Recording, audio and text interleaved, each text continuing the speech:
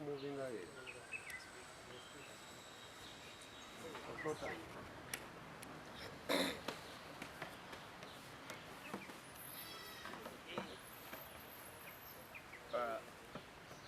Basebo ne banyabo baffe n'abamawulire tubaaniriza nnyo basebo ne banyabo abatudde wano nsanafu kubanga bwe tunaakaawa muyinza obutakyagala n'olwekyo wekitiibwa mwami Semyalo kakati ate etteeka likkiriza buli muntu okusiba omuntu n'olwekyo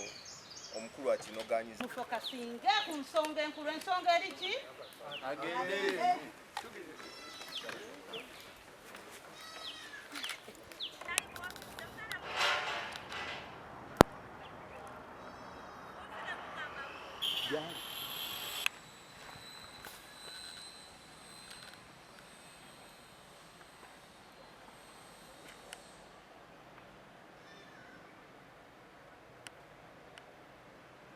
nakora yaka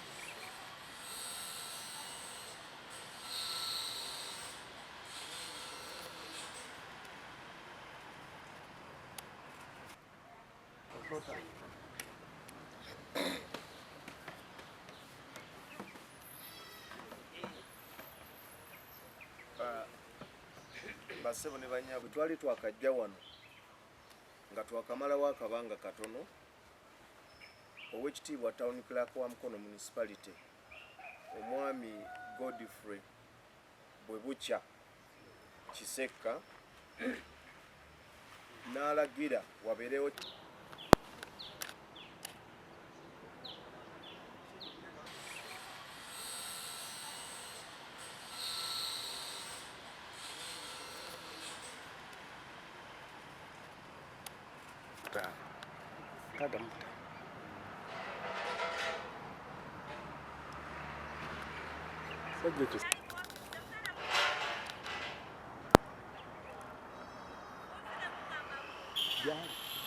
iwo omukulu Semyalo Ismail Mulambuzi era mu special audit eyo kyazulwa nti waliwo ensimbi ezasaasaanyizibwa obubi ate era waliwo n'ensimbi ezaali tezirabikako mayitire nga teziriiko bulungi accountability yaazo okusinza ku mateeka agafuga ensaasaanya ge bayita local government financial and accounting regulations omukozi oyo anoonyerezebwako naye mu budde bw'okunoonyerezebwako waliwo kye bayita interdiction azzibwa ku bbali asobole okunoonyerezebwako okukakasa ebyo ebimuvunaanwa oba okumwejjereza ebimuvunaanwa. Interdiction etandikira ku myezi 3 era maximum erina kuba ya myezi 6. Omukulu Semyalo abadde ebweru wa office okusukkuluma emyezi 6. Twabadde tuli awo ne tulaba ku mitimbagano egy'enjawulo nga teffe tebatuwadde na kopi. Ekibaluwa kikiro kitwala omunaku nga kigamba Semyalo Ismail Mulambuzi Mr. okukomawo mu office ng'ennaku z'omwezi 14. Naye twafunako special audit report ate n'ebbaluwa ya interdiction nayo yatambula. Kakati leero tutudde wano nga tussa kimu nga nkuyege nga tugamba nti mwami Kisekka ebirala byonna nga tonnabikola nga tonnaba na kuwandiikira mwami Semyalo bbaluwa kukomawo mu office. Tubadde tukusuubira kusooka kutuwa findings bwe mwamuteeka ku interdiction mwali muteeka okumunoonyerezaako era bwe mwamunoonyerezaako ki kye mwazuula. Kino nno kisinga nnyo kuyamba mwami Ssemyalo kubanga baba bakuwandikako ebbaluwa eraga nti wakozesa bubi ofiisi yo oba waliwo ensimbi ezabulankana kiba kitegeeza erinnya lyo lyasiigibwako ettooma. Kakati ffe olw'okuba nti mwami Ssemyalo tumwagala nnyo mukwano gwaffe twagala kumuyambako erinnya lye lisooke lirongooke alyoke adde mu ofiisi kubanga abantu baweereza nabo bakitegeera okuviira ddala ku LC1 okutuuka ku stage za boda okutuuka mu butale kubanga ffe abatudde wano tetuli ba delegates tuli ba representatives b'abantu zange nga Mawanda si za deputy wange si za bakansala bano wabula za abalonzi abo betuzijjamu. Nolwekyo bwe ziba nga kituufu zaabula kitegeeza waliwo oluguudo olutaalimu. Bwe kiba nga kituufu zaabula kitegeeza waliwo essomero lye tutasobola kuteekamu desks nga bwe tukola oba waliwo awataayolwa bisaaniiko. Kitegeeza butereevu nti abantu baffe eri be baakosebwa. Kakati baakitegeera era bangi babadde bakyankyanga kimezezza okwenjala nti ku luno bukyanga lubanga lwa Mindi Central Division eruma ekutte kubatwala ssente z'omuwoomusolo. Kale nno olw'okuba nti mwami Ssemyalo tumwagala nnyo muganda waffe tumuwa amagezi obuteetantala kujja mu ofiisi kubanga alina okusooka okwejjeerezebwa. Ekyo kiyamba mu nkola ey'ekigunjufu okukirawo nga bwe tulaba bikolebwa. Omuntu okubeera town clerk emyaka mwami Seka gy'abadde tulowooza nti aba takyakola nsobi za TG. ETG kyekyejo tetumusuubira kukola bw'atyo. Nolwekyo asooka atuwe ripooti kubanga omuntu yamuwandikako ebibaluwa kibaluwa kibakuntumye kinene nnyo asooka atubuulire biki ebyakola ki essente empitirivu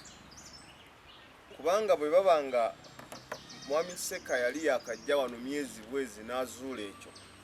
kitegeeza ate bwe tufuukuuza tujja kugwa ku ssente empitirivu nnyo naye nga essente y'omuwoomusolo ne bwe ziba 2,000 obeera olina okubeera accountable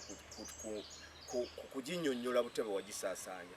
naye ng'ekisinga obukulu nti ssente empitirivu nnyo era tujja kuwa omuwendo mu kaseerako essaawa yonna tugenda kuwa omuwendo kuba tugenda kukompayiringa. Kakati ffe tuwadde ekigambo kyaffe ate ffe tukulembera wano. Kakati ffe bwe tugaa nti Ssemyalo tetukulowooza kujja wano ffe bakamaabe. Nolwekyo a request from a superior is an order. Mwami Ssemyalo tumulagidde obutalipotinga nga 14 okutuusa nga batwadde report yamutwaza okubeera mu interdiction okusoba myezi 6 kiki ekyazuulwa tayo yeetaaga okukolako ffe bw'ogenda okukola nabo naye empisa gy'oyisaamu abakulembeze ndowooza si ya buvunaanyizibwa newankubadde ng'okyali eyo okyaddamu bizibu ebyo naawe tukulowooza nti ka suspension ako oba ka holiday ke wafuna weekozeeko okulaba nti owa abakulembeze ekitiibwa. Mwebale nnyo mwebalire ddala.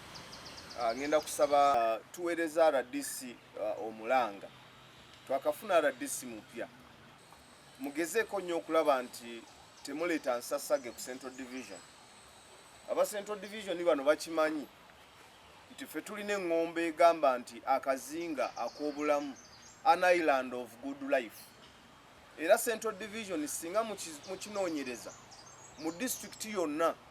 yeyokka ebadde terinaawo yadde olutalo. Erinnya Namukono Central ntwala omuluka gw'entaawo Nakabago waadi ate era nga nze ssentebe oba chairperson wa community and development okusaako ne production awamu ne mwami Ssemyalo mu komiti nti ngenda kutuula wano ng'ali wali siri mweteefuteefu kukola na muntu mu kumpanyi nga sipiika bw'alambisa obulungi ensonga. Mwami Kiseka yonna gy'oli bw'oba omanyi nga wawandiika ebbaluwa etwala mwami Ssemyalo ku interdiction n'olukalala lw'ensonga ze bye yakola nga mukulu sipiika bw'annyonnyodde tetujja kudda nnyo mu bintu bye bimu. Njagala ku mmeeza era kyekijja okubeera ekibuuzo ekisooka nga nkubiriza komiti mukulu otudde awo wakkiriziddwa mu mateeka nti kabbaluwa bye wakola nze mbisomera abakomiti omukulu yali yagenda naye olwa ABCD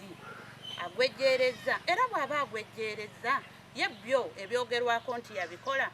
bwe ziba sente nti zaabula azirifandinze kale bw'aba teyazitwala zaalagawa awo nawo twetaaga okunnyonnyola okw'enjawulo nti bwe ziba sente zaali bwe ziti nga zaalina kukola kino kyakolebwa baddemu batulambululire weewaawo nti oli aba yamukubako ekibaluwa nga teyeetegerezza so mukulu Kiseko obubaka bwenkuwa siri mweteefuteefu ne komiti ya production okutuula ku meza y'emu ne mwami Semyalo nga tukubaganya ku nsonga ezitwala abantu baffe abatuweereza wano mu maaso. Sirina nteekateeka na ssuubi nalimu kukola na mwami Semyalo okuggyako nga tumaze okumanya lwaki mwami Semyalo yaweebwa interdiction era what was the findings. After all twagala ate naffe ebbaluwa tugifune nti yeene ebbaluwa otherwise waliwo ekibuuzo kye mbadde mbuuza nti singa anaayingirawo ng'ennaku z'omwezi 14 ffe tugamba aba Mukono Central Division nti this is the island of joy. Mwami Semyalo mulambuzi naye tunaamusanga mu ofiisi ne bwe zinaaba ng'ennaku z'omwezi 17 tujja kumusikambulamu tujja kumusiba emiguwa tumufulumya ezoyisi ffe tetugaana Semyalo okubeera tawunikirako oba mukozi wa gavumenti naye ffe tetujja kukola naye but we omulala yenna we are ready okukola emirimu egyatulonda. So n'olw'ensonga eyo nze mbagamba ekigambo kino ti nze ndi ready obwe kunaba kusibwa nja kusibwa naye Semyalo nze okukola naye ng'ali mu ofiisi nga tetunnamanya biki ebyava mu interdiction. Semyalo tujja kumusibamu emiguwa nze nja kugimusuulamu tumuteeke ebwe tujja kumuwalula buwala. Zira ku mbeera eriwo ate era Deputy Speaker w'olukiiko lwa Mukono Central Division nti mukama wange waataba mbeerawo nnyo siri ready n'akadakiika n'akamu okola ne mwami mulambuzi Semyalo mulundi guno olw'ensonga nti omulimu gwa town clerk omukulu wa technical guidance ddala abakozi ba gavumenti naffe bennyini bakola ki abakulembeze naye kati technical guidance tijagenda otuwa amazima ddala nga naye yennyini si ye muntu omutuufu okukola naye.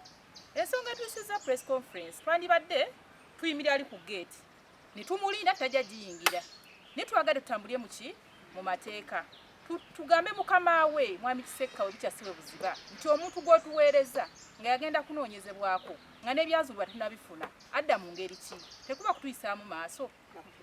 na kutuvoola ye musajja agenda okera ku makyatule wali eri akujerege kubanga yagenda nadda nga takoze eki nga totegedde nawakyakomyewo kugamba mwe muli bisiikirize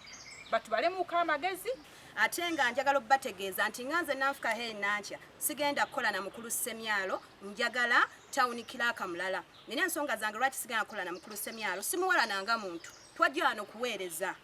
bannamukono abateekamu obwesigwa tetuli wano kuyisa bivvulu na kumala budde naye nganze nanfuka kubanga lyembaddemuuko wano ne mwami Semyalo mu butuufu emirimu agitambuza bubi nnyo tatutte mu maaso okuleka okutuzza emabega era nga njagala n'obbategeeza akaseera kano akatono k'amazaawa kaawe mu butuufu n'enjawulo weeri wano ku Central Division tukoze ku mirimu egyo emitonotono egikolebwako mu kibuga Mukono enguudo zirimiddwa mu bbanga eryo ettono ennyo mwami Semyalo ng'amaze kuvaawo naye twali tuzze wano eno we twajjira twamutegeeza ntwagala kukola ku mirimu omwami oyo yayimirira mu komiti yange n'antegeeza nti kasasiro tagenda kuyoolwa tewali ssente nga nze ow'ebyobulamu ekibuga kya Mukono kikyafu naye nga mwami Semyalo yatadde mu mbeera eyo yonna yabuza ssente z'omuyi w'omusolo ntwala eddoboozi lyange eri mwami Kiseka era nga mmutegeeza nti sigenda kukola na mwami Semyalo nga ssente z'omuyi w'omusolo zibuzibwa omuntu yantekamu obwesigwa n'ava awakaawe nantekamu obwesigwa nansindika wano sigenda kukola na mukulu Semyalo ku nsonga ezo z'ennyinnyonnyo. Essente tuzimanyi omukulu ze yabuza era njagala mukulu Kiseka ntegeeze ssente ezo zaalabise yazizizza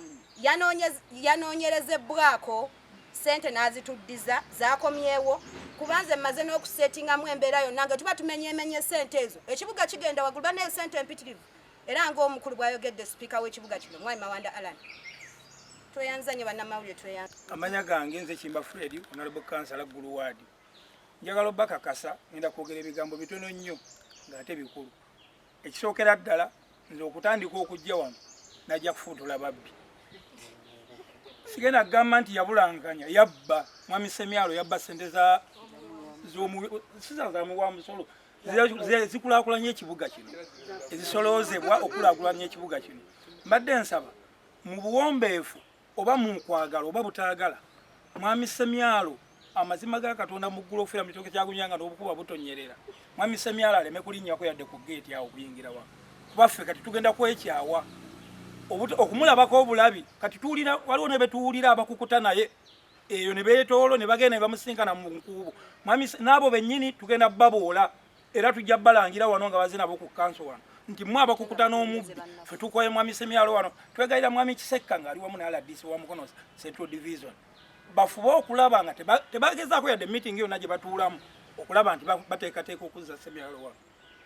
byebyange kati kumali onookeera n'omugwa si yakukeera nze mmanya akakodyo ke ngenda okuyitamu kubanga ngenda kumulinnya kagera okuva ewakiso paka kutuuka bw'anaaga nti asimbula wakiso kujja wano mu ofiisi nja kuba mmaze okukola ki okukitegeera nze mmanye ennoonyereza yange gyennonyerezaamu era nja kukubira abantu amasimu mbagambe nti kati wunaatuuse wano wunaatuuse wano wunaatuuse wano obutamuganya kwambuka kkubo liri kuva mu koolaasi kwambuka ku ddeeno mumugamba kino n'alyoka amansi entungo wonna wonna wano avuma ng'abivumira mu ngero naye ng'omuntu omukulu oba otegeera baana bange ndi mukyala muganda Ssaabasajja yatuuka okuganda ne Katikkiro w'omuggola ebyo bigambo ebyo nze nkugambye oli muntu mukulu avuma ebigambo ebizito engero zaako n'agera engero ez'okugamba abantu ne badda mu kusekera bwakusanga tolisoba nga chairperson asobola okutwalako era ng'omubbi bw'abeera omubbi wa ssente omubbi ng'anabba abuza nnyo kati mwami Semyalo obubbi bwamuyitirira kati yatandika n'okubuzaabuza buli gwasanze alowooza mubbi munne naye ffe twagala omukakasa mwami Semyalo ffe tetwajja mulambuzi mumanyi okuva mu 2011 omwami Semyalo Ismaila muganda wange kubanga wali musilimu ahoro musilimu naye omusajja mukulu oyo obuzibu bwalina buli obuntu obwo akitwala nti ye yasoma nnyo abalala mpawo kye tumanyi kuba buli lwabanga ayogera akugirayo etteeka ligamba bwe riti bwe mumuleetera etteeka ne bagamba nti ate lino ga contractinga do they ekyamazima n'atuuka n'alemererwa n'abatunulira bwatunaleka kaakati mbategeeza ab'ebitiibwa naye nga ayogera maseeneeko oye mwami Semyalo omutuufu Semyalo ye muntu akujerega ku myaka gyange nga gyendimu Semyalo n'akufuula ng'akaana akato era wano nsooka n'enkuba omulanga eri omukulu town clerk wa municipal omukulu webukya si bwe buziba sebo tutaase omwami Semyalo bw'oba nga tonnafuna bimaliriddeyo nakino njagala okyongereko ku mulembe gwa mwami Semyalo wano nga Mukono Central Division twasalawo tugule ettaka okugenda ofisi zaffe naye n'olwaleero n'endagaano tetugirina ajja giteeka mu nsawo jagitwala Wakiso ebuwe wane waffe mu Mukono tewali bantu basobola kukola mulimu ogwo gye gwakola mwami Semyalo ye muntu eyatambula yekka n'agenda n'anoonya pulaani ey'ekizimbe nga teyebuuzizza oba nga tatubuuzizza nga lukiiko nti pulaani ya ssente bwe ziti oba tugifune gindi oba council resolution lendeze teyatulabawo teyakomaawo amaze okulaba nti ssente nnyingi nnyo ate tajja kufiisaako ezimu bw'atyo n'asalawo ate n'akutulako ebisenge ebimu